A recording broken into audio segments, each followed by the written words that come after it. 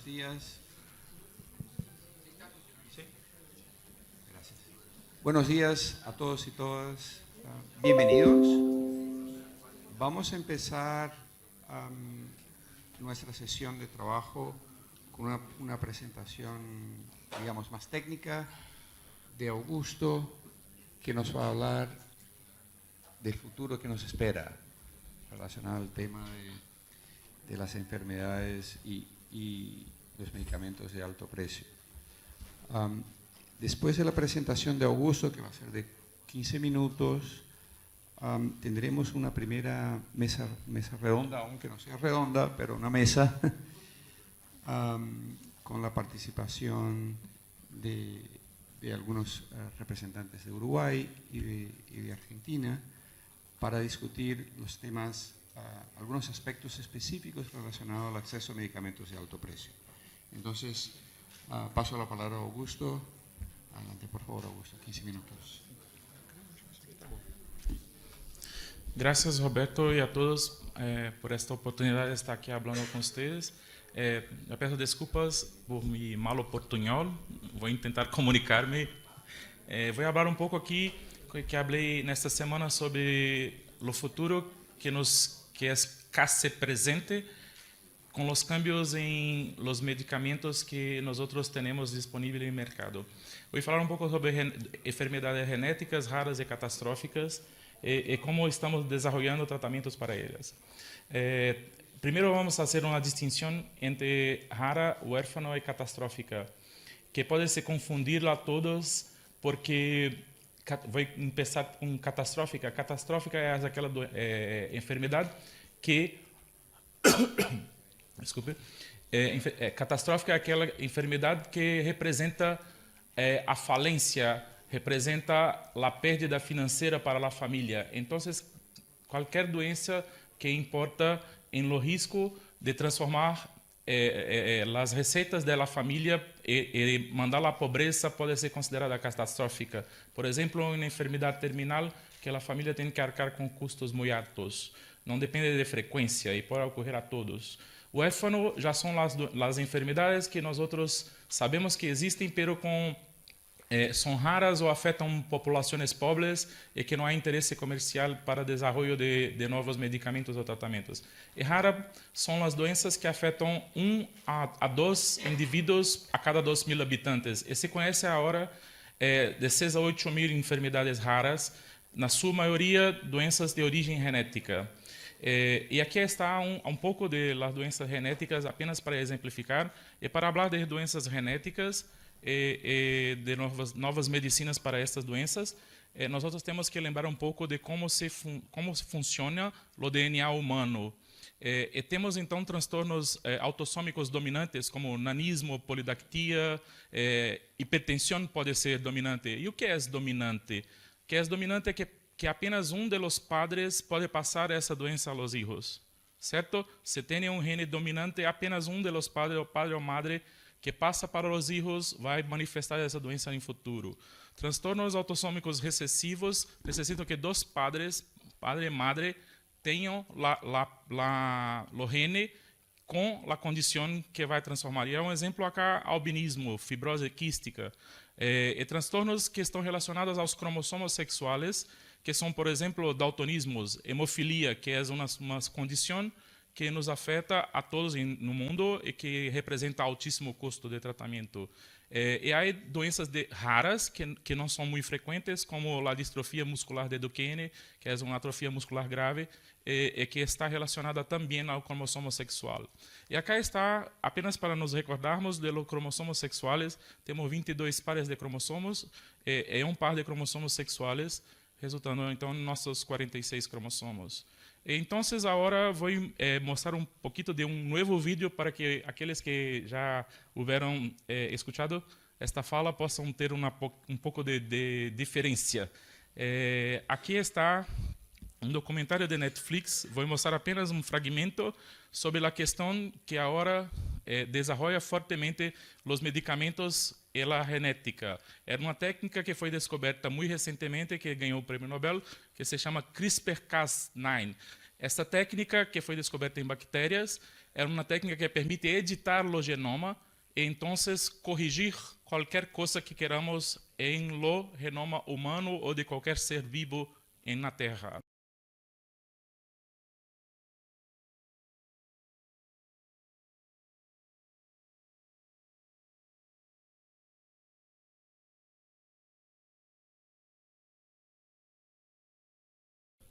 É apenas teaser para mostrar que a técnica está aí e que nós outros quedamos fazendo isto, principalmente em nossos países que usamos soja transgênica, que tem gene de uma mosca que resiste a inseticida que mata ervas relacionadas. Hacemos isso há muito tempo, mas agora está chegando aos cidadãos. Então, como chegamos a este ponto? As tecnologias farmacêuticas, até os anos 40, eram basicamente derivadas de plantas. De 22 medicamentos em anos 80 mais comercializados no mundo, 14 eram derivados de plantas ou animais com modificações químicas. Isto começa com a aspirina, que deriva da casca de salgueiro, que foi hecha por Bayer em Alemanha. Depois dos anos 40, nós temos a penicilina. Então, as fábricas de medicamento cambiam totalmente e temos fábricas de medicamento que se parecem com fábricas de cerveja, porque nós colocamos ali caldo de cultura e vai haver uma fermentação e necessitamos então de processo de purificação para retirar a penicilina. Então, entendendo que era possível fazer isto, começamos a fazer modificações no ser humano, trazendo moléculas de outros seres vivos. Por exemplo, se não há insulina em tu corpo, posso extrair insulina do pâncreas suíno ou bovino e purificá-la. E neste processo que nós criamos, foi possível então suplementar enzimas vitais e proteínas vitais, como é o caso da insulina para a diabetes. Nos anos 90, com o aparecimento e descoberta do ADN, como eu pude mostrar neste vídeo, foi possível fazer cambios em células de bactérias ou células humanas, pero in vitro, para que a fábrica de medicamentos, esta fábrica de fermentação, pudesse agora produzir exatamente o que quero e não apenas extrair de caldo que estava lá, e sim insertar genes que nos interessavam. Esses genes que nos interessavam eram, por exemplo, doenças como essas que estão aqui, a própria insulina humana, que não é mais insulina bovina ou suína, o medicamento, o anticorpo monoclonal, por exemplo, para artrite reumatoide, que desenhava especificamente contra um anticorpo humano, ou medicamento de altíssimo custo para mucopolissacaridoses, que descobri com o mapeamento de genoma que esta enzima estava ausente nos pacientes que se manifestavam a doença de mucopolissacaridoses, ou Gaucher, ou outra doença genética. Então, aqui é exemplo de Gaucher, que em Brasil o custo de tratamento de Gaucher é de cerca de $160 mil, apenas com o medicamento no primeiro ano. Aqui o custo de todos os medicamentos disponíveis, podem ver o custo, e os custos são absurdamente altos e não refletem os custos de produção, certo? Refletem a desenvolvimento tecnológico que nem todos os países dominam. Mucopolissacaridoses, como muitos conhecem, também tem custos altíssimos. Esses são os custos de tratamento anuais das doenças de mucopolissacaridoses que foram descobertas a partir de mapeamento genômico e a produção por via de inserção de genes em outros seres para a produção destas enzimas e proteínas. Temos o caso que trabalhamos acá de hemoglobinúria paroxística noturna, que é o caso famoso de Soliris, que afeta o mundo todo, que tem custo anual de $200 mil a $600 mil por ano por paciente para o resto da vida, porque você não está corrigindo o ADN, e sim insertando uma questão que afeta o paciente. E como mostrado no vídeo, isso tudo começa com a descoberta de o que era o ADN, porque nós entendemos a genética desde Mendel há muitos séculos atrás, pero não sabia exatamente a química que estava por trás, se era proteína ou o que era. Então, descobrimos que eram estas bases, e apenas estas 4 bases codificam todas as proteínas da vida em Terra. E acá, com essas 4 bases, a cada 3 delas, podemos codificar um aminoácido e, com isso, montar uma sequência de proteínas, por exemplo, para ser insulina, ou para ser a proteína que necessita o paciente que tem mucopolissacaridoses. E hoje, nós temos terapias génicas que já estão em desenvolvimento. Eu estava falando para o grupo acá que em FDA, nos Estados Unidos, nos anos de 2016, 2017, há 40 tratamentos já registrados para doenças raras e genéticas usando técnicas como esta, que eram medicamentos de altíssimo custo. Um dos exemplos que nós falamos acá foi a atrofia muscular espinhal, a AME, que era uma doença recessiva que necessita então de padre e madre com hologenes e que vai afetar as crianças. E aí passado um vídeo, eu penso que não há tempo para fazê-lo aqui. 3 minutos.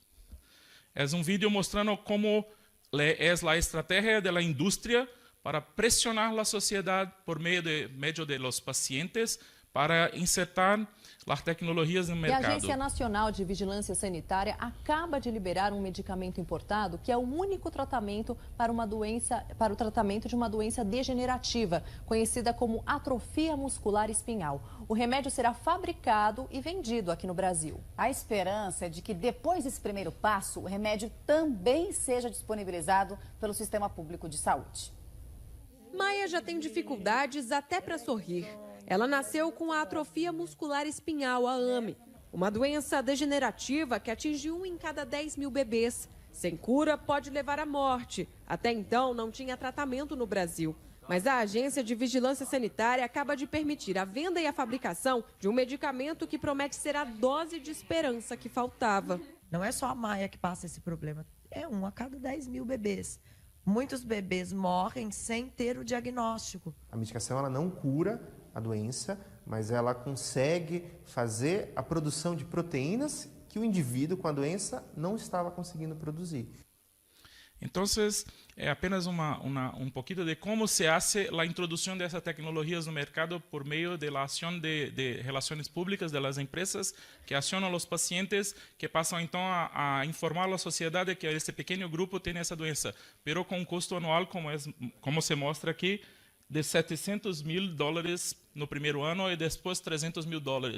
Em um medicamento que eu não sei se miraram, que a produção desta edição genética caseira que pode fazer com a técnica CRISPR, aí mostrado em vídeo, eu fiz o cálculo, claro que não é o medicamento final, mas custava $80. Este é o custo que está sendo comercializado. A edição genética para criar o padrão que necessitava de 5 bases, que é o caso desta doença, custava $80. E isto é o preço do medicamento que está colocado no mercado. Então, científicos de todo o mundo, e aqui é uma questão colocada pelo jornal americano de medicina, Academia Americana de Medicina, JAMA Pediatrics, nos Estados Unidos, questionando por que a FDA ha liberado desta forma. Porque há preocupações, porque estes estudos foram feitos com pouquíssimos pacientes, 120 pacientes, com um período de tempo muito curto, e que os resultados não se firmam com evidências suficientes para tomarmos a decisão. Pero, quando vê a matéria em la prensa, chega à conclusão que é a cura definitiva e que temos que pagar, porque temos que salvar vidas. Então, é uma questão ética que estamos fazendo acá, com a edição genética e a geração destes medicamentos, e é uma questão ética, o poder abusivo econômico que as empresas estão colocando para o preço de novos medicamentos. Teremos discussão com, por exemplo, o Leandro de Anvisa, que penso que as empresas estão testando os limites dos sistemas universais. Posso vender por $60 mil o Mira, para artrite reumatoide custava $60 mil. Posso vender por $300 mil, tratamento de Gaucher custa $300 mil inicial. Posso vender por $1 milhão? Qual será o limite que nós estamos dispostos a pagar por um tratamento para nossos pacientes? Esta é uma questão que nós temos que discutir e que envolve com certeza os juízes, porque eles que estão demandando isto não são os ministérios da saúde, porque as evidências já têm um formato de entrada para as tecnologias de saúde em las listas de produtos que são fornecidos, para o hall de produtos fornecidos.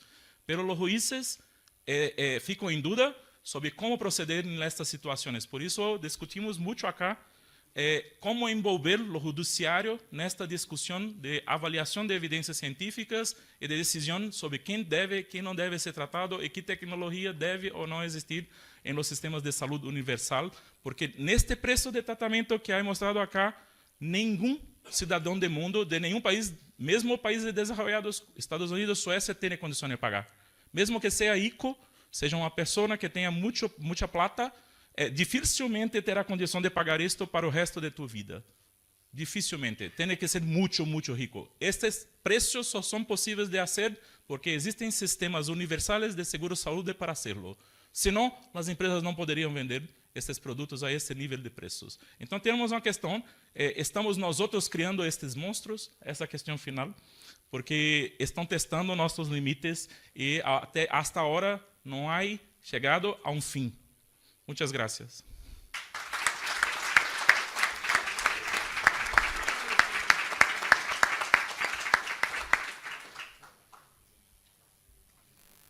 Muchas gracias, Augusto.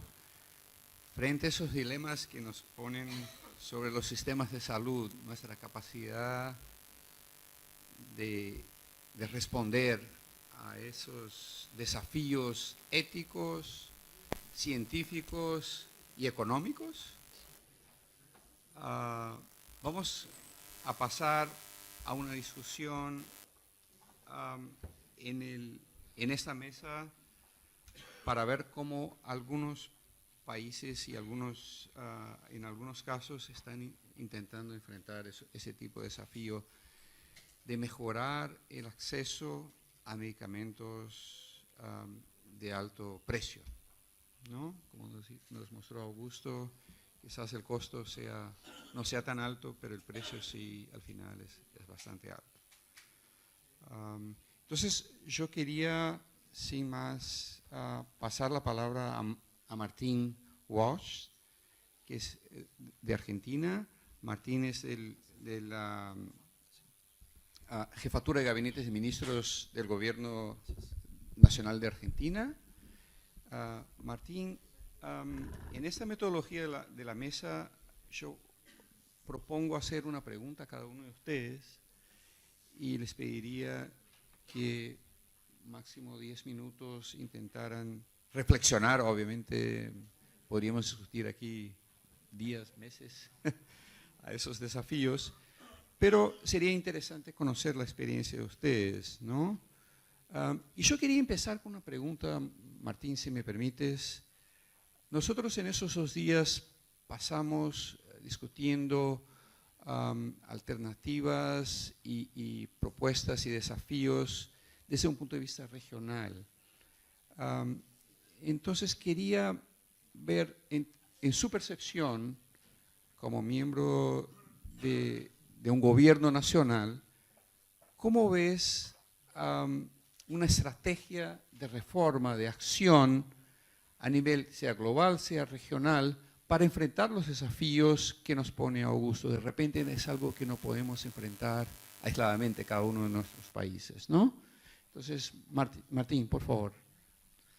Bueno, en primer lugar, me parece una excelente pregunta y les agradezco la posibilidad de expresar mi humilde opinión al respecto y de tener la atención de todos ustedes. Muchas gracias.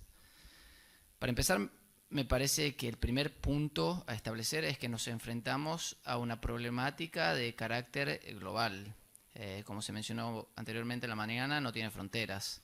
Si analizamos el gasto mundial en medicamentos, vemos que el gasto en medicamentos ambulatorios ocupa el 68% del gasto, decimales más, decimales menos, dependiendo de la fuente que se consulte, pero hay consenso alrededor de este hecho.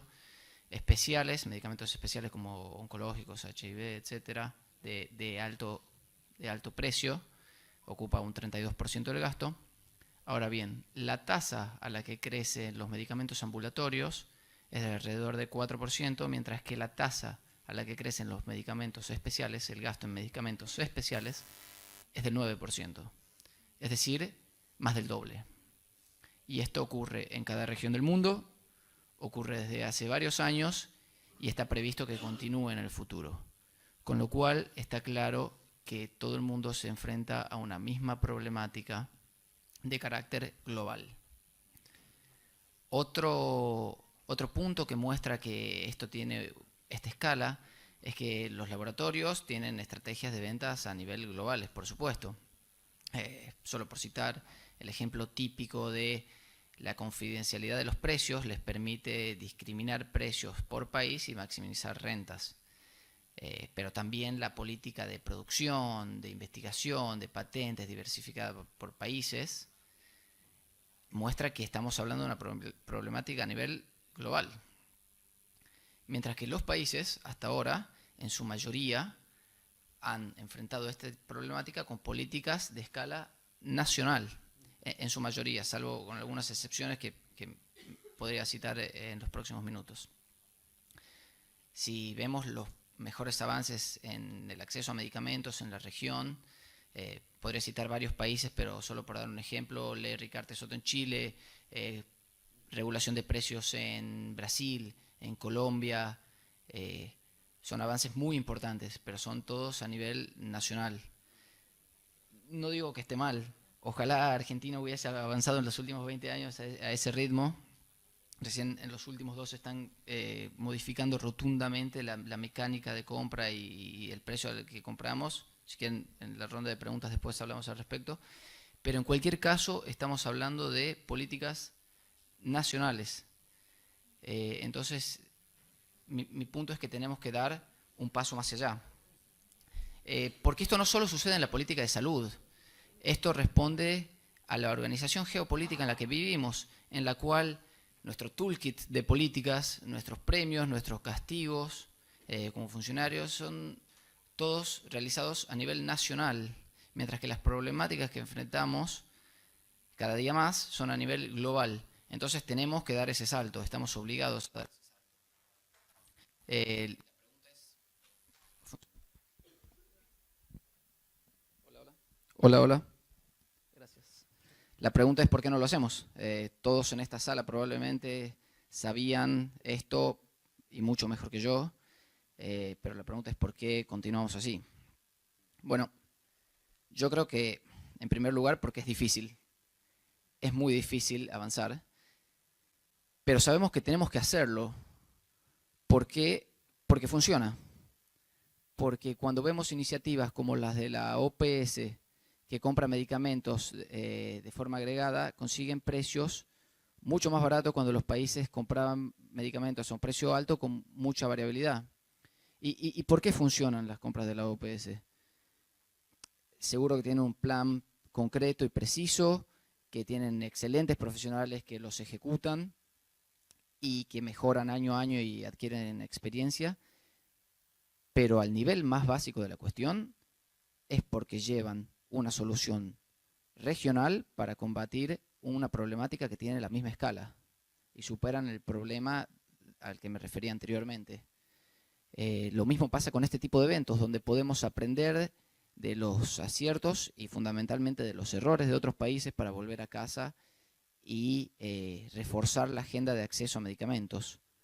Ahora bien, tenemos la urgencia, la obligación de dar un paso más allá.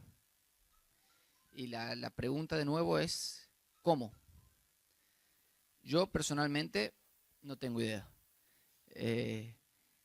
Seguramente hay gente en esta sala con muchísima experiencia en el tema que tiene ideas muy concretas de cómo hay que avanzar. En particular, navegando entre la institucionalidad que tenemos que darle a este tema para darle la envergadura que se merece, el carácter continuo y permanente y que no se base en personalismos de quien pueda asistir o no a un foro, pero al mismo tiempo la necesidad de obtener un resultado concreto y rápido.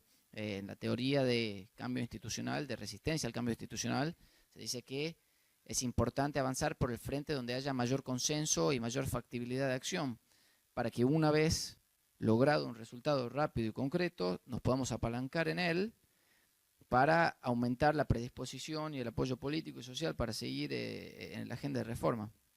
En fin, todas estas ideas sobre cómo tenemos que avanzar y los diferentes desafíos son discutibles.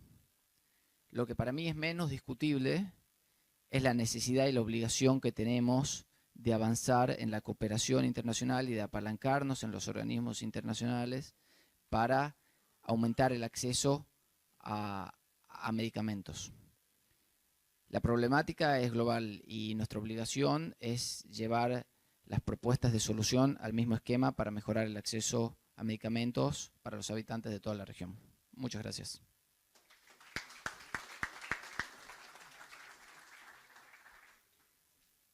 Gracias, Martín. Yo quería saber si los miembros de la mesa tienen alguna pregunta, algún comentario, alguna observación. ¿Sí? Un minuto, por favor. Yo creo que la batalla debe comenzar desde el punto de vista ético y moral, porque acá lo que está en juego es un principio fundamental que es la salud frente al derecho a la explotación comercial, pero no solamente la explotación comercial, sino la explotación comercial desmedida, que es usura, porque la usura está penada, pero esto no. Yo creo que ahí hay un núcleo fundamental y una lucha para dar. Muchas gracias. ¿Tú? Un comentario breve también, que estaba pensando mientras escuchaba a Martín, lo que estoy segura que pensamos todos, ¿no? Y compartimos, y es que esta situación en la que estamos, si vamos al fondo, es consecuencia de políticas de gobierno, sobre todo los gobiernos centrales, de los países centrales, ¿no? Que de alguna manera han legislado o han regulado para que esta escalada de los precios, que no tiene relación en general con los costos de producción, y mucho menos con la eficacia, no siempre la tiene, haya ocurrido y enfrentemos esta situación de enorme incremento de los costos en salud, que es progresiva, no se soluciona aumentando el presupuesto, lo que pagamos por cada persona, porque tendríamos que aumentarlo en forma cada vez más importante e indefinida. Quiere decir que hay que buscar una solución de fondo y definitiva. Y decía que esas políticas permitieron los precios y también en la base de eso está el haber dejado de apoyarlo suficientemente la investigación académica y dejar que el desarrollo y la innovación quede en manos exclusivamente de empresas, ¿verdad?, que bueno, de alguna manera están defendiendo sus intereses y sus ganancias. O sea que me parece que ahí está el fondo del problema y en eso las políticas globales son clarísimamente importantes y creo que no va a ser fácil, pero estamos avanzando. Muchas gracias. Martín, ¿alguna cosa que quieres? ¿No? Sí. Bueno, estoy de acuerdo con los dos comentarios que se realizaron. Claramente no se trata solamente de la magnitud del gasto. Como bien se mencionó, en Argentina se gasta cerca de 10 puntos del PBI en salud, lo cual comparado a nivel regional y también condicionado por el nivel de PBI per cápita no es poco. El tema es cómo se lo gasta. Y en estos últimos 2 años se implementaron reformas a la dinámica de compra de medicamentos que nos mostraron que con el mismo gasto se puede acceder a muchos más medicamentos. En particular quería comentar una dinámica de compra que fue la compra centralizada de hemofilia, de factor 8, medicamento para la hemofilia, en lo cual por primera vez en un sistema fragmentado como el de Argentina se compró de forma coordinada medicamentos para obras sociales nacionales, el PAMI, IOMA, que es una obra social provincial, y incluir salud, la obra social para beneficiarios de pensiones no contributivas. Se compró juntos para todos ellos en un ejercicio sin precedentes y se logró un ahorro en promedio del 80%. Esto es recién un primer ejercicio, un primer resultado en donde se ahorraron sobre los 1.800 millones de pesos que se gastaban todos los años en este medicamento, se ahorraron 1.500. Ahora pasamos a gastar 300 en lugar de 1.800. Es decir, es un resultado muy alentador, pero muestra solamente todo lo que tenemos para avanzar en la agenda de medicamentos. No es solo el gasto, sino cómo se lo gasta. Muy bien, muchísimas gracias. Vamos a pasar, antes yo quería invitar al doctor Juan Cereta, que por favor se sume a la mesa.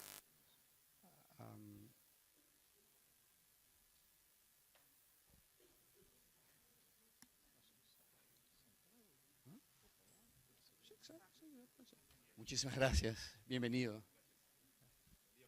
Buenos días. Bueno, volvemos a nuestra, pasamos ahora a la segunda presentación, a la segunda pregunta que les gustaría hacer a los miembros de esta mesa, y lo voy a hacer al doctor Álvaro Díaz. Y usted mencionó algo de las cuestiones de ética y etcétera, ¿no? Como médico, yo quería hacerle una pregunta.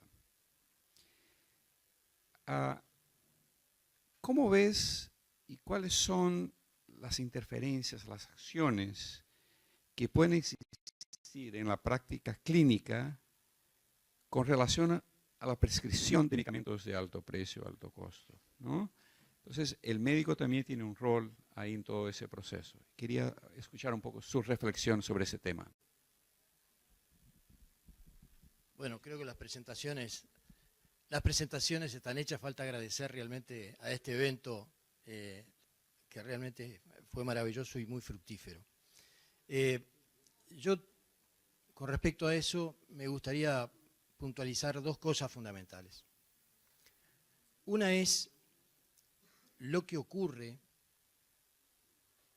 Yo le preguntaría a la audiencia, ¿por qué se hacen estudios doble ciego? ¿Por qué se hacen estudios doble ciego? Bueno. La medicina de la evidencia es aquella que recoge pruebas reales de la eficacia de un medicamento. Para eso se utiliza una técnica que es que ni el médico sepa lo que indica, ni el paciente sepa lo que indica, a pesar de que tienen enfermedades. A uno se le da un medicamento real, a otro se le da algo que no es azúcar, pero se le da como si se estuviera recibiendo el medicamento. Eso genera, de alguna manera, la verdadera prueba de la eficacia de un medicamento. ¿Por qué? Porque el hecho de dar azúcar también es en alguna medida eficaz. Eso se llama efecto placebo. ¿Y a qué voy con esto? Las personas, cuando reciben un medicamento, reciben no solamente la molécula, sino todo lo que rodea a esa molécula. En el caso de los medicamentos de alto precio, tiene una promoción detrás muy importante, que ha sido eficaz tanto en el paciente como el médico para crear una expectativa particular. Esa expectativa particular, a veces, en algunas situaciones, aunque ustedes no den el medicamento real, igual actúa. Eso, por ejemplo, en el caso de la depresión, es un caso conocido, tiene un 50% de eficacia. Para que realmente se pruebe que una molécula es eficaz en el tratamiento de la depresión, tiene que superar el efecto placebo del 50%. Digo con esto de la importancia brutal que tiene el acto de dar, vinculado con cosas religiosas, y la noción que el paciente recibe de eficacia y esperanza. Cuando un medicamento es, me refiero en especial ahora a los medicamentos de alto precio versus el genérico.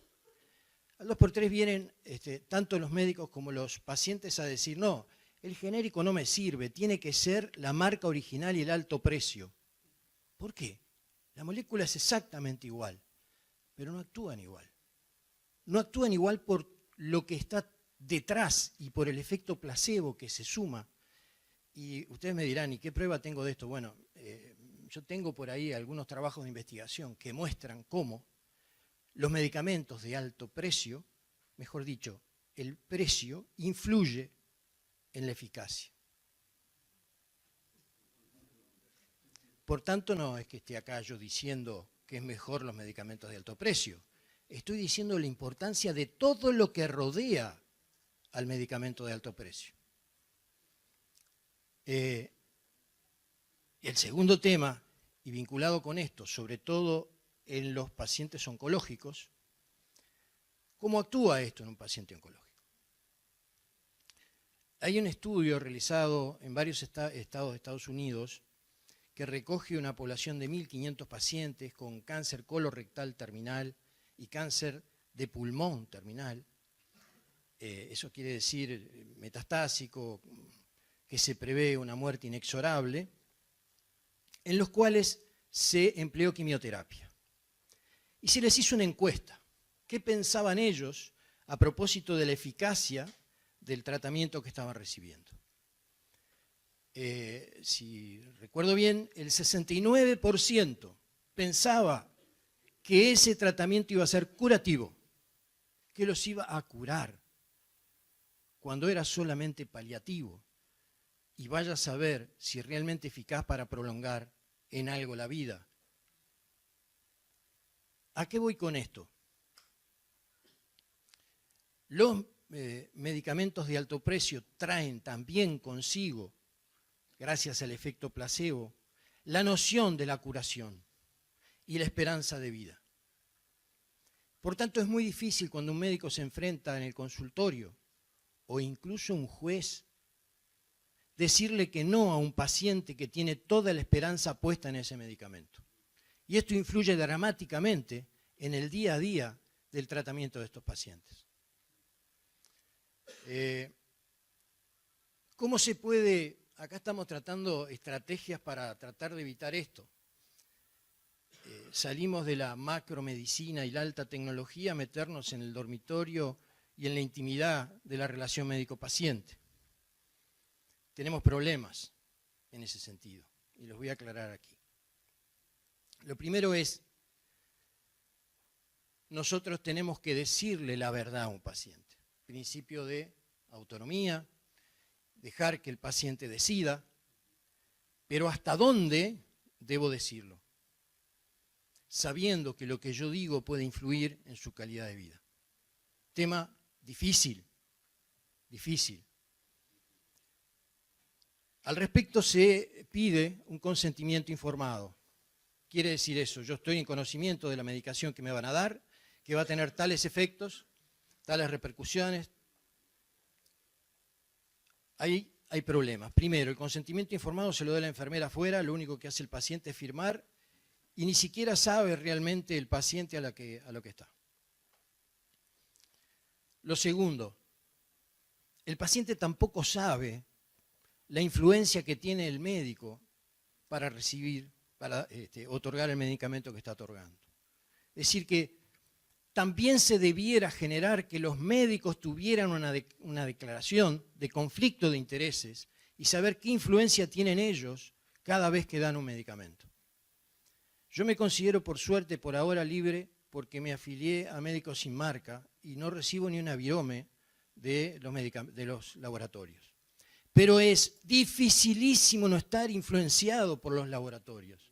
El 95% de los médicos es visitado por lo menos semestralmente para influir sobre ellos en la medicación que indican. Y estoy terminando. Creo que las dos cosas son muy importantes. Tanto una declaración de conflicto de interés como un consentimiento informado, pero un consentimiento informado de puño y letra del paciente, que no sea un formulario prescripto que solamente tiene que firmar. Esto tiene, desde el punto de vista de la relación médico-paciente, sus vericuetos que después nos dedicaremos un poquito más adelante. Lo otro interesante en esto es la carga que tiene el médico desde el punto de vista ético entre el principio de beneficencia y el principio de justicia. Cada vez que nosotros hacemos algo con nuestra lapicera es una repercusión desde el punto de vista de la salud en general.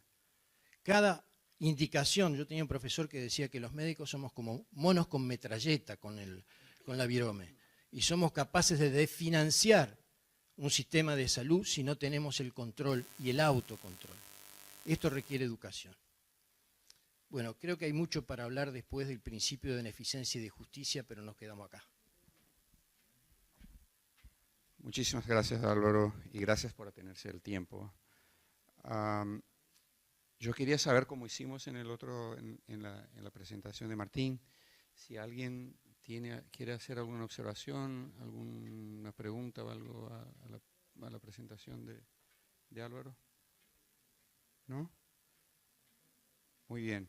Vamos a dejar la oportunidad, si nos alcanza el tiempo, a dejarles preguntas a ustedes también.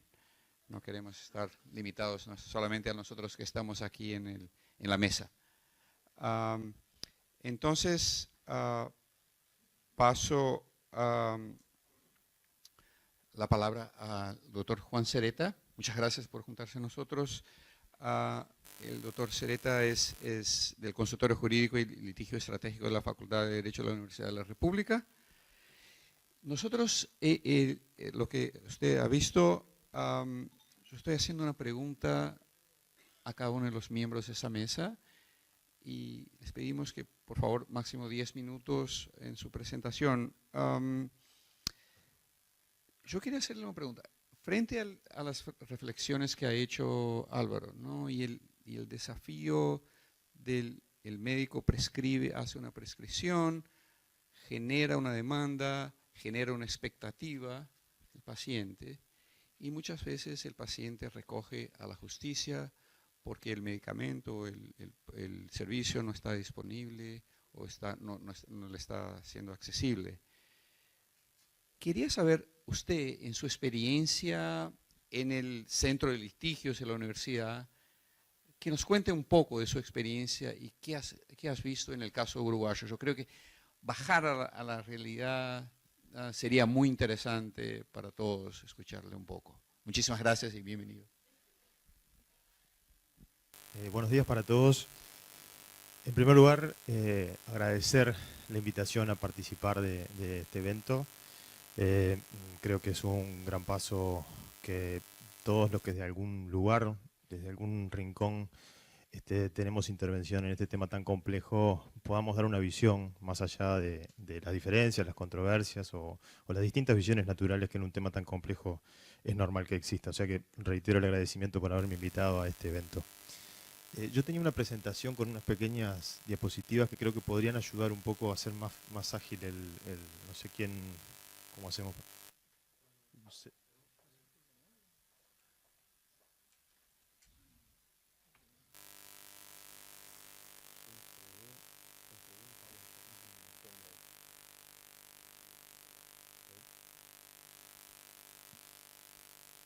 Bueno, mientras aprontamos esas diapositivas, les cuento que mi exposición viene solamente desde el lugar que ocupo en la Facultad de Derecho de la Universidad de la República, es decir, docente del consultorio jurídico y también de la clínica de litigio estratégico, y que por lo tanto carezco de cualquier formación en medicina y simplemente para nosotros esto es abordar una de las tantas consultas que llegan al consultorio. Para los que no conocen el funcionamiento de esto, les cuento que el consultorio jurídico es una asignatura de la carrera de abogacía, una asignatura que está en el último año y que en la Universidad de la República es de curso obligatorio. Es decir, nadie se puede recibir de abogado si no cursa durante un año esta asignatura. En los años anteriores los estudiantes trabajan sobre casos simulados, pero en el último año trabajan sobre casos reales. Es decir, patrocinan como si fueran abogados recibidos a personas de carne y hueso. ¿Cuál es ese universo? Ese universo de personas a las que atendemos en el consultorio, por supuesto que lo hacen los estudiantes bajo la supervisión de los docentes, son personas que por distintas razones tienen dificultades en el acceso a la justicia. Uno de los primeros requisitos que tiene el reglamento del consultorio para atender a nuestros consultantes es que los ingresos mensuales tienen que ser inferiores a 30 URs. Quiere decir que hoy por hoy todos los pacientes, consultantes, por distintas razones que vengan a preguntarnos, son personas que ganan menos de 32.000 pesos por mes. Esto creo que es un elemento a considerar porque todo lo que voy a intentar mostrarles, si funciona el sistema, refiere a personas que nos consultan en este tema que hoy nos convoca para acceder a prestaciones de salud no cubiertas, pero cuyos ingresos son inferiores siempre a 32.000 pesos. Por eso nosotros desde la facultad no trabajamos tanto el tema de los medicamentos de alto precio, de alto costo. Aprovecho a decir que coincido con la expresión de alto precio seguramente no tiene que ver eso con el costo, pero para una persona que gana menos de 32.000 pesos hay muchas cosas que son de alto precio, o mejor dicho, muchas cosas que son inaccesibles. Por esa razón, nosotros en facultad hablamos de prestaciones no cubiertas para esas personas, a las que no acceden esas personas que van todos los días al consultorio. Esa creo que es una reflexión inicial, porque nosotros vamos a hablar, o yo voy a hablar, mejor dicho, voy a intentar explicar la experiencia que tenemos desde el consultorio, y es exclusivamente atendiendo a este tipo de ciudadanos. La mesa que nos convocaba tenía el título Estrategias sustentables de política pública para mitigar los efectos de las barreras de acceso a los medicamentos desde una perspectiva multidisciplinaria e intersectorial. Yo intenté reflexionar desde la experiencia mía, y vuelvo a aclarar que solo la de un abogado que trabaja como docente en el consultorio jurídico, ¿dónde vemos nosotros esas barreras? ¿Dónde las encontramos? Sin ingresar, obviamente, a un tema que es muchísimo más complejo, que no estoy ni en condiciones de abordar por razones de conocimiento, ni tampoco por razones de tiempo, sobre otras dificultades que se generan en el acceso. Entonces, como decía, todo esto es a través de la experiencia, el reflejo de la experiencia nuestra, y los datos fueron obtenidos del Laboratorio de Casos Complejos en Derechos Humanos, que es un pequeño núcleo que logramos formar en la facultad para tratar de procesar esta información y tratar de alguna manera de que no se transforme solamente en el típico asistencialismo, y podamos construir conocimiento a través de la experiencia que vamos recogiendo. Esto creo que es un punto muy importante para la universidad, porque es de alguna manera intentar integrar tres funciones, las tres funciones universitarias. La enseñanza, los estudiantes están aprendiendo cuando hacemos esto. La labor de extensión, porque estamos vinculando con actores externos a la universidad, y estamos aprendiendo de ellos, aprendiendo de sus demandas, sensibilizándonos con sus demandas, y a su vez, a través del laboratorio, generando insumos para futuros proyectos de investigación que permitan generar conocimiento o por lo menos reflexión sobre esta problemática. En cuanto a las barreras a las que se enfrentan las personas para el acceso a los medicamentos, desde el punto de vista nuestro, nosotros encontramos dos puntos a analizar.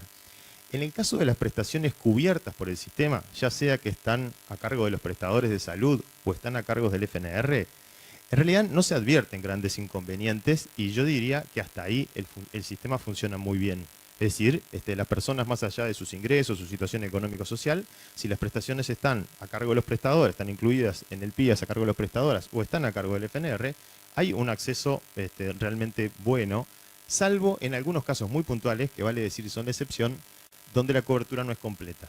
Y acá aprovecho que tengo a las autoridades acá frente para hacer el reclamo de algunas cosas que sé que son puntuales, como por ejemplo en el caso del FNR, los implantes cocleares para los niños. Le estamos dando los implantes cocleares a los niños de 0 a 7 años, pero no estamos financiando la cirugía. ¿Cómo se va a poner el implante si no es a través de una cirugía?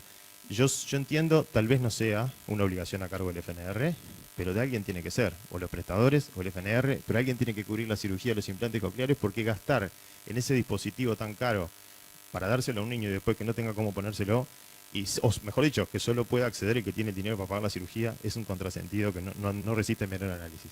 Pero repito, son excepciones. Hasta ahí el sistema funciona muy bien a mi criterio. Segunda barrera, tratándose de prestaciones no priorizadas por el sistema, la principal barrera es económica. ¿Por qué? Porque quienes cuentan con recursos para acceder a medicamentos cuya comercialización está autorizada por el MSP, acceden a esos medicamentos. Entonces ahí empezamos a ver el tema que a nosotros nos vincula especialmente. ¿Por qué? Porque hay personas que no cuentan con recursos y directamente no acceden a esas prestaciones. Dejo de lado la discusión sobre si las prestaciones tienen evidencia científica, si son buenas, todo eso, porque eso no me compete a mí, y confío en que se analiza, que todos los médicos, los científicos analizan qué cosas tienen evidencia, qué cosas no, qué cosas son útiles y qué cosas no son útiles. Por supuesto que no quiero cosas inútiles, quiero cosas que sean útiles. Lo que sí quiero es que aquellos que no cuentan con recursos tengan alguna posibilidad de acceder a las mismas prestaciones que los que sí cuentan con recursos.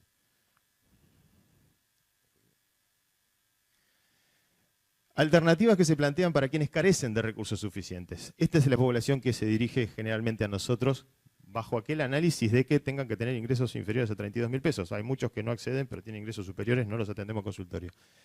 Primer punto, lo primero que tenemos que hacer cuando ese paciente o esa persona no tiene recursos para acceder a algo que no está priorizado, es analizar el estatus jurídico del medicamento y pedirlo administrativamente. Es decir, ver quién es eventualmente el responsable del suministro de ese medicamento o de esa prestación de salud, y analizarlo y saber a quién se lo podemos pedir desde el punto de vista administrativo. Si es un medicamento que está a cargo de los prestadores, se lo pediremos a los prestadores que están omisos en el cumplimiento. Si entendemos que es del FNR, el FNR, y si entendemos que es Ministerio de Salud Pública, se lo pedimos administrativamente al Ministerio de Salud Pública. Como normalmente estos pedidos no son exitosos desde el punto de vista administrativo, lamento decirlo, lo que viene después es la posibilidad de acceder a través de la justicia. Y el acceso a través de la justicia se viene dando invocando el artículo 44 de la Constitución en el inciso segundo. El artículo 44 es un artículo muy rico de la Constitución, daría para hablar todo el día sobre el 44, porque tienes la primera parte donde establece una obligación para los ciudadanos de cuidar su salud, y ahí aprovecho a aplaudir al Ministerio de Salud Pública. Estoy un poco a lo loco, pero quiero aprovechar el tiempo. Aprovecho a aplaudir al Ministerio de Salud Pública por el rotulado de los alimentos. Esas son medidas que también impactan en el gasto en salud. Impactan capaz que a largo plazo, pero impactan muy bien. Y eso responde a la primera parte del 44. En la segunda parte del 44 entendemos nosotros que existe una obligación del Estado de facilitar el acceso a prestaciones no cubiertas para quienes no tienen recursos, para los indigentes y los que carecen de recursos económicos suficientes. Así reza el inciso 2 del artículo 44. ¿Cómo se logra a través de la justicia?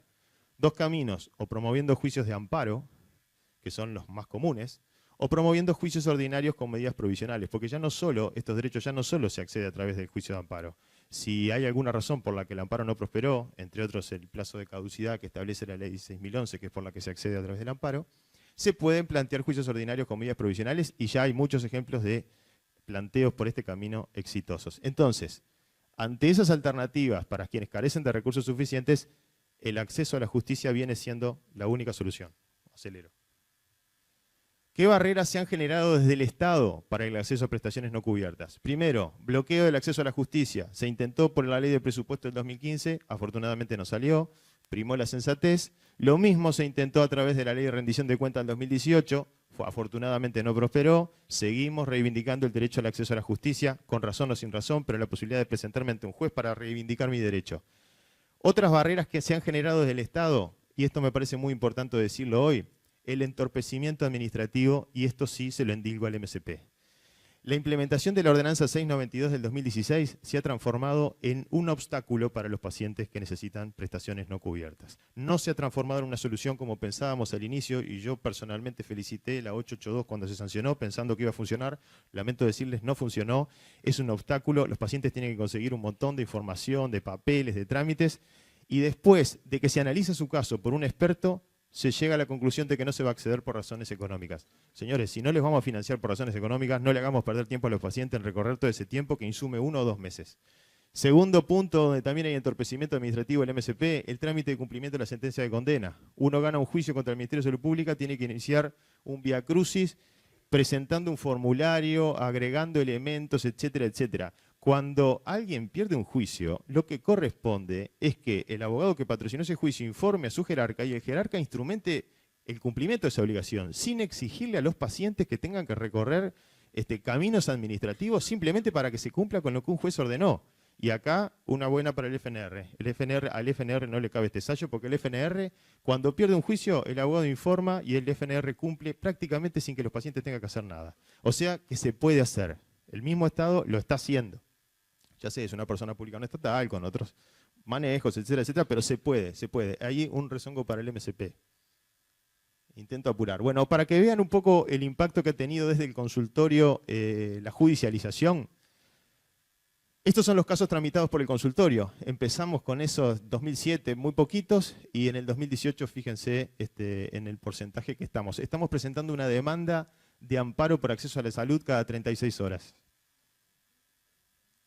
Las sentencias, el porcentaje de sentencias también ha ido creciendo con algunas particularidades. En el 2016 hubo una baja que fue la instrumentación, a nuestro juicio, la instrumentación de la ordenanza 882, que hizo que bajara porque hubo que esperar el resultado administrativo de esas solicitudes, pero ven que la tendencia es francamente al alza.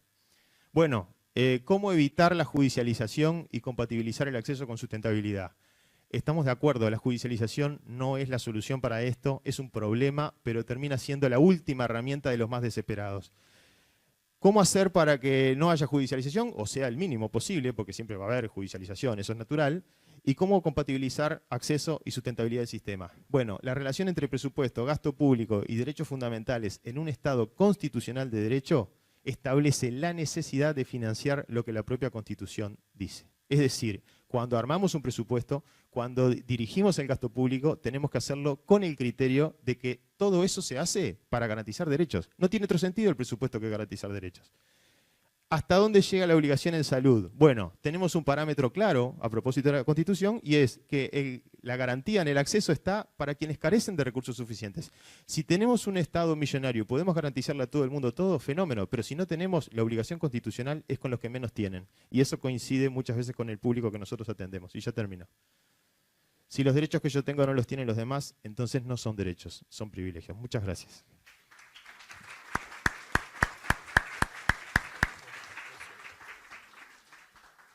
Gracias y perdón por estar presionando por el tiempo, pero queremos que todos hablen.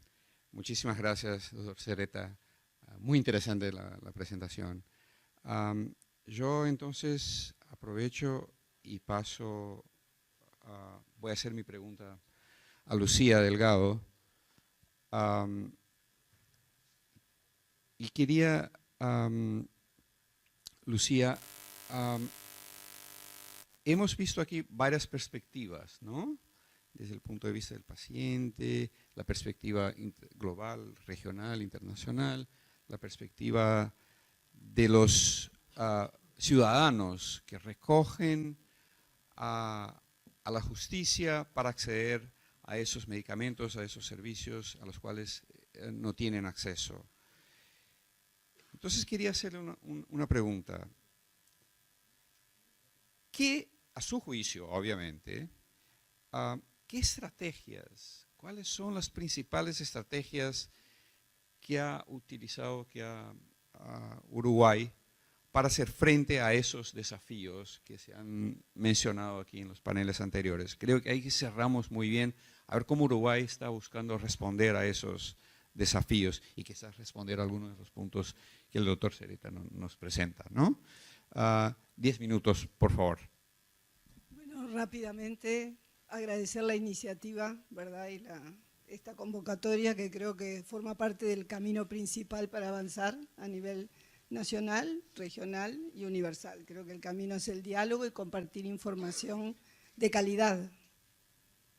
Y acá una pausa porque esto es lo que nos está faltando muchas veces, compartir información de calidad para basar la toma de nuestras decisiones. Compartir que sin duda la judicialización no es el camino y que cuando la Constitución, el artículo 44 de nuestra Constitución obliga a garantizar el acceso a los indigentes, los costos en salud hoy y particularmente en el tema que nos ocupa, los medicamentos, son tan altos que ningún Estado, ningún país del mundo puede garantizar el acceso a los indigentes porque todos nos hemos transformado en indigentes. De manera que esa es la magnitud del problema y por ello son tan difíciles las soluciones después que el mundo ha transitado de forma, yo diría, de alguna forma poco responsable, sobre todo, como decía hoy, los gobiernos de los países centrales, permitiendo que esto avance hasta un punto que ahora nos desafía de forma tremenda.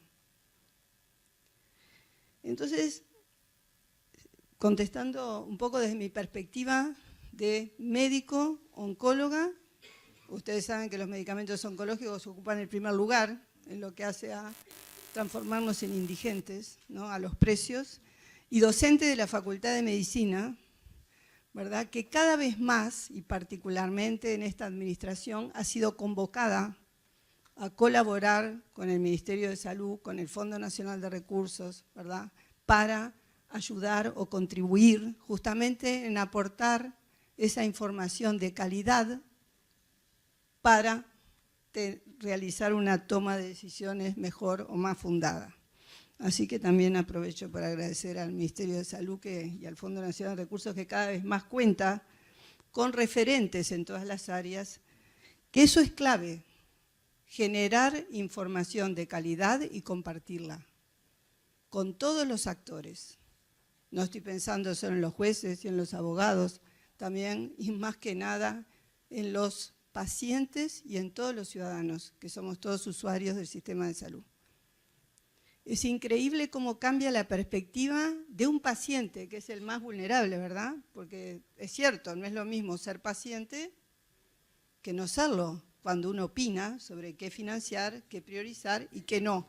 Pero también los pacientes, cuando reciben información de calidad, cambian su visión y su elección, ¿verdad? Muchos pacientes que he tenido en la consulta, cuando uno puede tomarse el tiempo de explicar, de informar ampliamente, de mostrar, dicen, ah, bueno, no, pero entonces yo ese tratamiento no lo elijo, no lo quiero.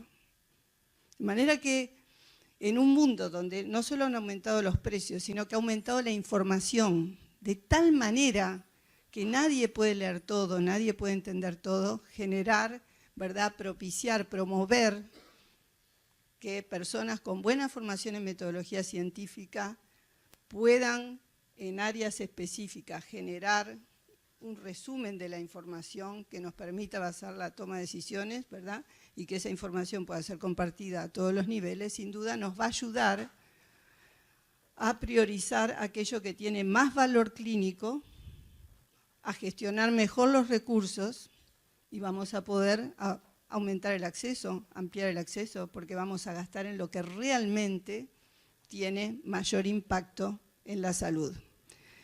El otro aspecto es no solo hablar, bueno, este es el motivo de la convocatoria de medicamentos de alto precio, que es de lo que más se habla en el mundo, sino también de otras acciones que tienen que ver con la mejor gestión de los recursos y que terminan incrementando el acceso, que es evitar lo evitable o detectarlo en una etapa temprana, donde sin medicamentos de alto precio muchas veces logramos la curación o el control de la enfermedad, y en eso también todos tenemos que tener una participación responsable, ni que hablar los docentes y ni que hablar los comunicadores, ¿verdad?, que pueden ayudar a, digamos, enderezar el camino, ¿verdad?, y no solo discutir sobre temas que muchas veces podría evitarse la necesidad de estos tratamientos. Pero yendo a lo de Uruguay, sin duda alguna, aquí hay, por suerte, la sala está llena y hay muchos invitados que vienen de otros países. Creo que casi todos en América Latina han escuchado hablar del Fondo Nacional de Recursos, pero bueno, este Fondo Nacional de Recursos sin duda es la principal estrategia, desde mi punto de vista, que ha desarrollado el Uruguay para ampliar el acceso universal o lograr el acceso universal a un listado amplio, ¿verdad?, no solo de procedimientos de alta tecnología, sino también de medicamentos de alto precio, ¿verdad?, frente a los cuales todos, como decía, somos indigentes. Y todo esto se logra con $8 por usuario. El FONASA le entrega al Fondo Nacional de Recursos $8 por usuario del Sistema Nacional Integrado de Salud, y con eso ustedes pueden entrar a la página web. El otro tema es la transparencia, ¿verdad?, la información es pública, y en la página web del fondo ustedes pueden ver los listados de todas las prestaciones y absolutamente toda la información que tiene que ver con la toma de decisiones en el fondo y con la evaluación de lo que hacemos. Pero no solo, entonces este Fondo Nacional de Recursos, ¿por qué ha sido central en esta ampliación o en lograr el acceso universal a medicamentos de alto precio? Porque centraliza la demanda y con eso logra, ¿verdad?, una mejor negociación en los precios y abatir el precio, que es la principal barrera al acceso. Pero no solo financia, sino que registra, monitorea y audita los procedimientos y los resultados. Y esto es clave para una buena gestión de los recursos. Sin duda que si el fondo no registrara y auditara los procedimientos y los resultados de cada una de las prestaciones que brinda, el gasto sería mucho mayor y el resultado el mismo. Porque cuando aparecen indicaciones o tratamientos fuera de lo que está demostrado que es efectivo, no hay resultados, ¿verdad? No hay resultados positivos, pero el gasto se duplica o se triplica. Entonces el fondo tiene normativas de cobertura, registro de la información y análisis de la información, a partir de lo cual realiza ajustes. Ajustes en los procedimientos y ajustes en las normativas de cobertura. basados por supuesto en información científica de nivel 1, de calidad, como son los ensayos clínicos randomizados, controlados, a los que hacía referencia el doctor Álvaro Díaz, pero también en los resultados en la vida real. Cada vez se habla más de eso y de la importancia de los resultados en la vida real. Bueno, el fondo basado en los resultados de los ensayos clínicos y nuestros resultados en la vida real, tenemos información de toda la población usuaria del Sistema Nacional Integrado de Salud, toma decisiones y puede desincorporar medicamentos que tienen resultados similares a otros, pero un precio mucho mayor. Y con eso también amplía el acceso y mejora la cobertura. La otra gran barrera es la falta de información de calidad, ya hacíamos alusión, es clave mejorar eso, es clave que el resto de las instituciones de salud de este país, y creo que en todos los países, vayan desarrollando, estas son estrategias a mediano o largo plazo, la capacidad de establecer normativas de cobertura, registrar y evaluar los resultados para mejorar la gestión de los recursos, como lo ha logrado el Fondo Nacional de Recursos de Uruguay.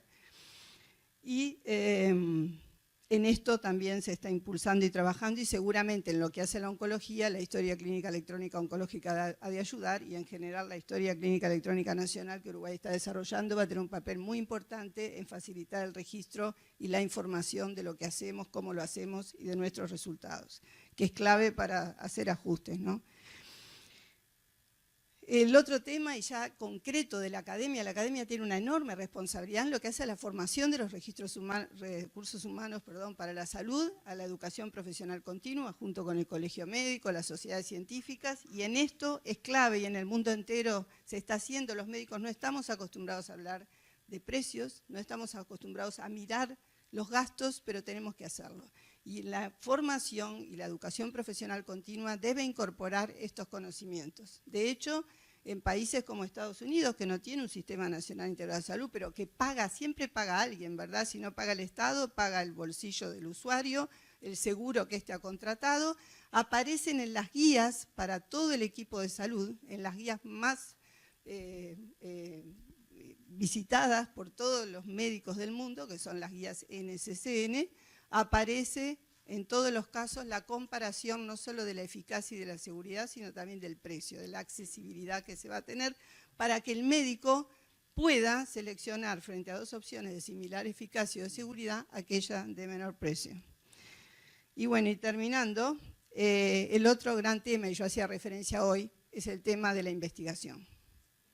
Si los gobiernos, y acá no me refiero a los gobiernos de nuestros países solamente, sino fundamentalmente a los gobiernos de los países centrales,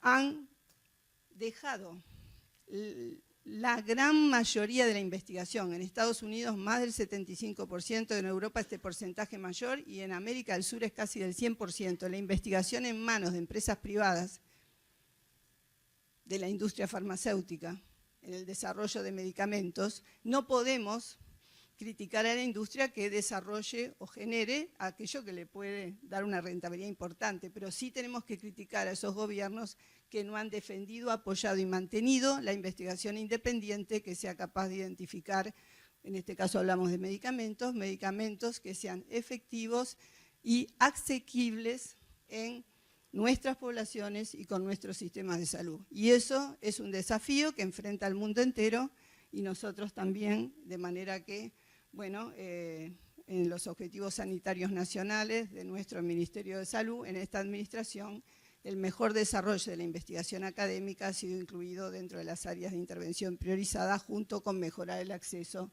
a diagnósticos y tratamientos de alto precio. Así que, bueno, ese sería en suma. Muchas gracias.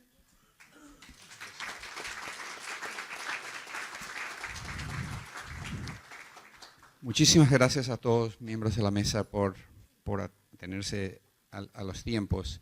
Creo que estamos bien. Quería saber si tenemos tiempo para abrir 5 minutos. Bueno, todos tenemos jefes, ¿no? Entonces mi jefe me dice, tengo 5 minutos.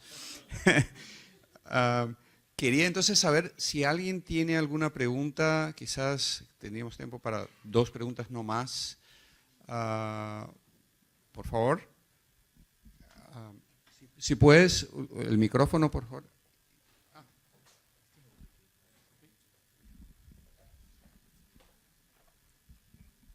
Bueno, buenos días. La verdad que quería agradecerles a los expositores de la mesa porque ha sido de sumo interés y de aporte de conocimientos.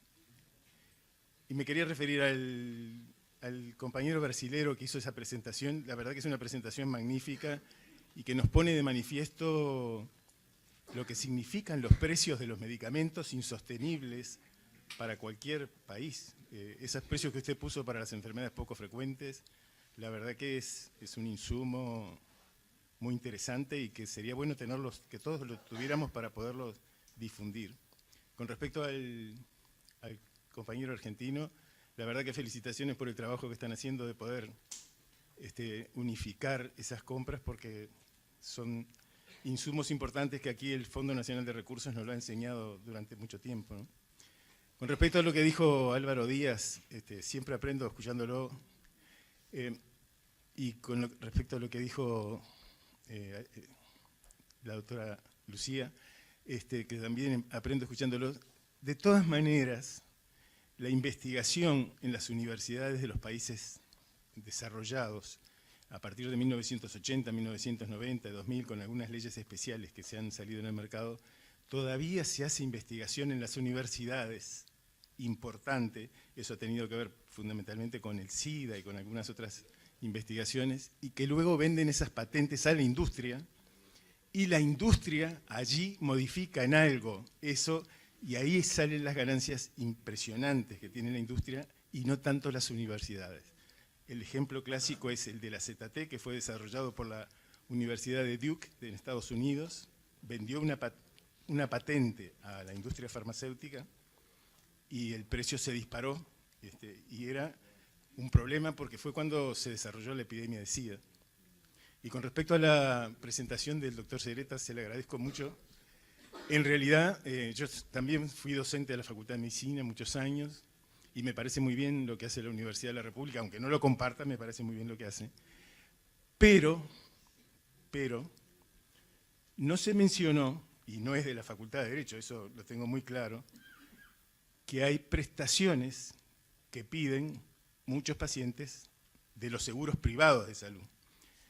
Y a través de otros estudios de abogados, no sé, no tengo noción de dónde salen, pero los seguros privados del Uruguay, donde está la gente que no es indigente, a pesar que comparto lo que decía Lucía, que con estos medicamentos somos todos indigentes, lo comparto, pero en el Uruguay hay muchas prestaciones que las piden los pacientes de los seguros privados, que es donde está la gente más poderosa económicamente del Uruguay, y que también terminan en recursos de amparos, y muchas veces no se les solicita, o por lo menos esa es la información que yo tengo, quizás equivocada, cuáles son los recursos que esos pacientes tienen para enfrentar esas petitorios. No me estoy refiriendo a la facultad, me estoy refiriendo a que otros estudios en otros lugares, por otros abogados seguramente, hacen esas peticiones. Y por último, no quería dejarlo de decir porque lo dije el primer día acá, aprovechando que está la presidenta de la Suprema Corte de Justicia, terminar de decir el decreto que aprobó la Suprema Corte de Justicia y que comparto totalmente, ya se lo expresé personalmente a la presidenta de la Suprema Corte de Justicia en un decreto, una acordada, no sé cuál es el nombre técnico, señora presidenta, de diciembre de 2017, que la Suprema Corte de Justicia termina diciendo que no es el Poder Judicial quien tiene que determinar sobre los medicamentos y sobre las cuestiones de salud, sino que son el Poder Ejecutivo y el Poder Legislativo quienes que terminar con eso. Y aprovechando que también hay un representante de la Organización Panamericana de la Salud, la Organización Panamericana de Salud dice que cuando el Poder Judicial se entromete en las decisiones de salud, los resultados en general son malos. Muchas gracias. Gracias. No sé si tenemos un minuto para si alguien quiere hacer alguna observación. Sí.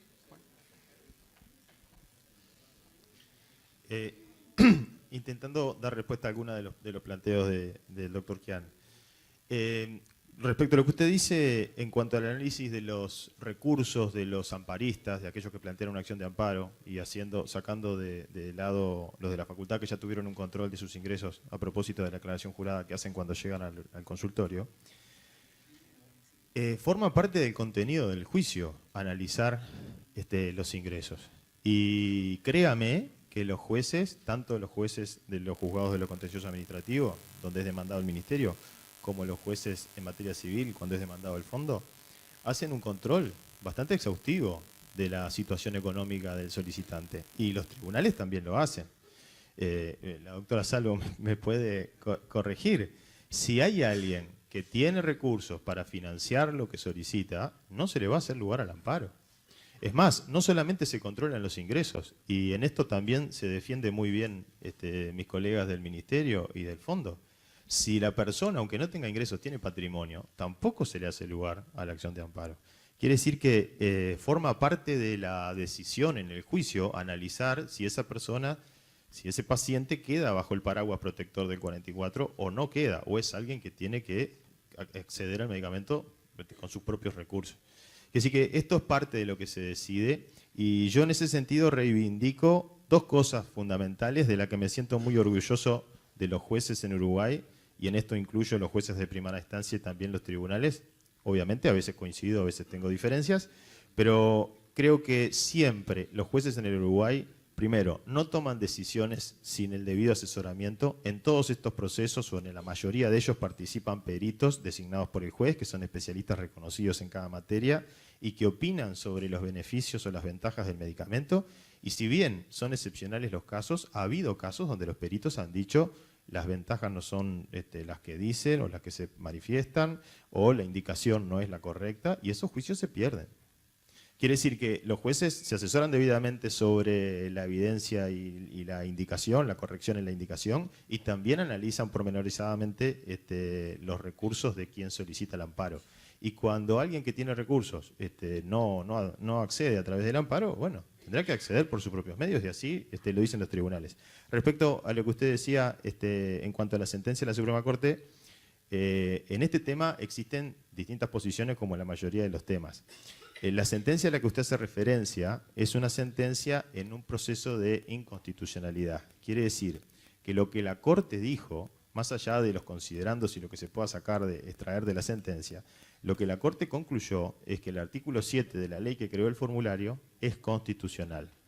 Meses antes, la misma Corte, con otra integración, había dicho que ese artículo era inconstitucional. Ahora la Corte, con la integración actual, sostiene que el artículo es constitucional.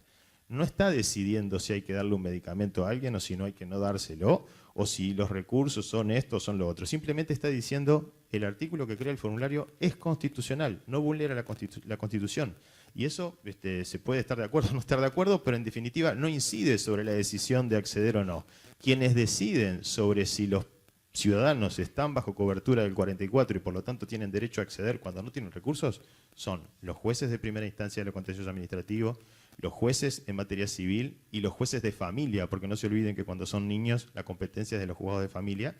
Y en último caso, la última palabra la tienen siempre los tribunales de apelaciones.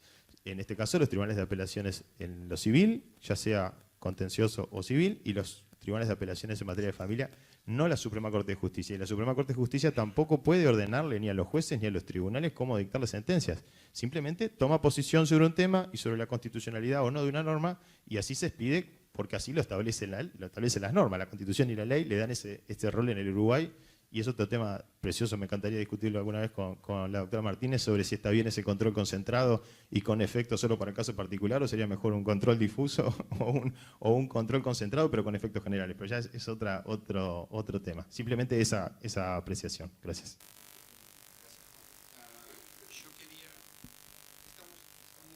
Estamos sin tiempo, desafortunadamente, pero quería, me parece que hay...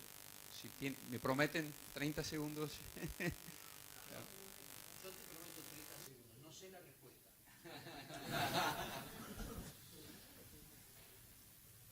Saben que la escasez de recursos en salud es bastante frecuente, no solamente en los medicamentos de alto costo.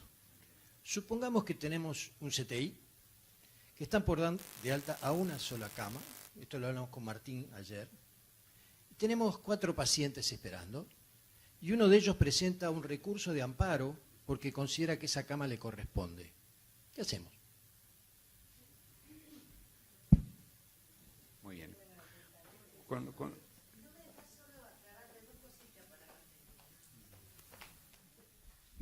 No, simplemente porque existen estrategias regionales. Hace años que venimos trabajando, un grupo de personas que están acá, que hoy están en OPS, pero que en sus inicios estuvieron por toda esta lucha desde el Mercosur, desde el ES-UNASUR. Hemos hecho compras conjuntas a través de OPS por los mecanismos nacionales, pero además de eso hemos potenciado las evaluaciones de tecnología y creo que ese es el camino. Y además de eso estamos haciendo consultoría de desabastecimiento para ver si podemos tener una producción regional. Digo, hay propuestas, hay que impulsarla. El tema es que lamentablemente en los países el tema político es complejo. Entonces es como un nuevo renacer cada cambio de gobierno. Esa es la realidad y a veces no avanzamos con las ganas que cada uno de nosotros tenemos de que esto sea fructífero. Pero la última negociación tuvimos una reducción del 80% de un medicamento con esa negociación conjunta. Era solamente para eso. Gracias.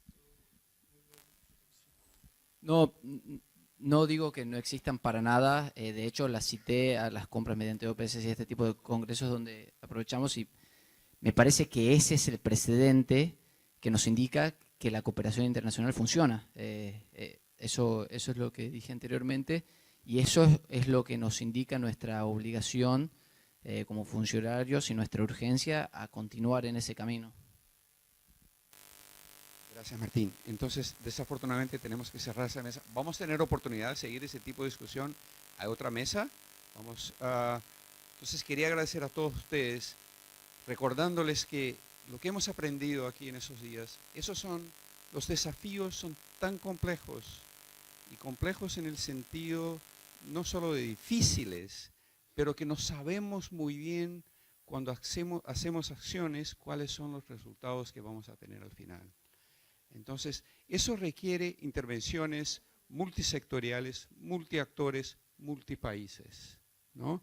Si nuestros países siguen firmando acuerdos de confidencialidad con la industria sobre sus precios, nosotros no vamos muy adelante, ¿no? Si cada uno busca defender al suyo sin pensar en los demás, los otros actores, los otros países, no vamos muy adelante. Entonces tenemos que trabajar juntos, sean personas, sean instituciones, sean países. Muchísimas gracias.